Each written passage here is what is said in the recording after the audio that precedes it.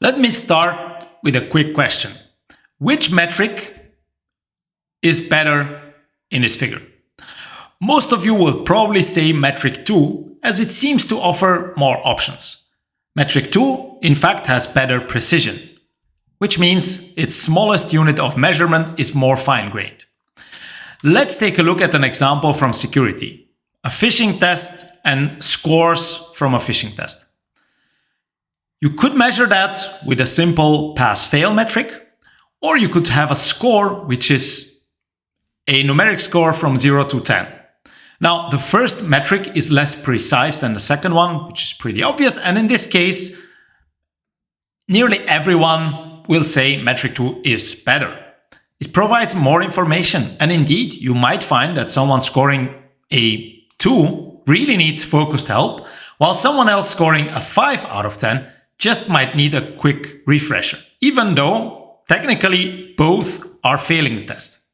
The next key characteristic of a metric is consistency, also called reliability. Let's go back to our previous example with the two metrics that are actually rulers. Which metric is better? I think it's pretty obvious metric 2 is terrible, even though it seems to have more precision. Because it is inconsistent, because if you measure the same object twice, you will get two different results. At least that was my goal when I generated this image with ChatGPT. That means it's not reliable. You can't trust it to reflect reality in a repeatable way. And that's what we mean by metric consistency. If you measure the same thing in the same context, your metric should give you roughly the same result every single time. Finally, the last characteristic of a metric is its accuracy. Accuracy is about how well does the measurement reflect reality. By the way, this might be hard to know in advance. Here's an example to illustrate that concept.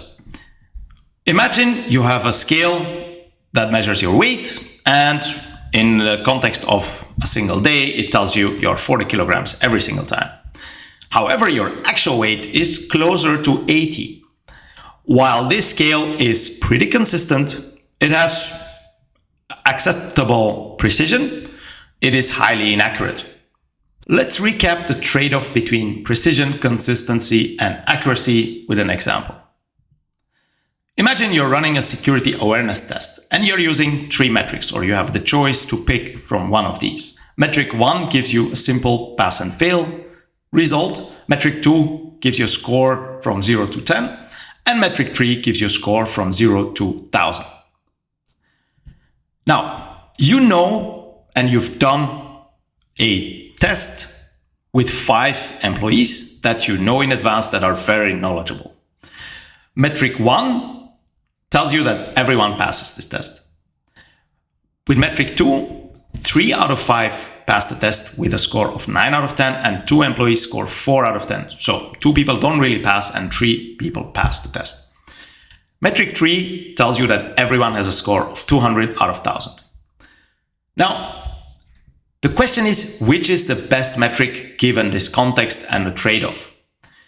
While metric 3 has the best precision, and it also has very high consistency, it's inaccurate because you know these are knowledgeable employees, so they should pass the test. Metric 2 is more precise than metric 1, it's less precise than metric 3, but it is inconsistent because 2 of your employees fail the test and 3 actually pass. Metric 1 is actually the best metric given the trade-off. It is not very precise, but it is consistent and it is accurate.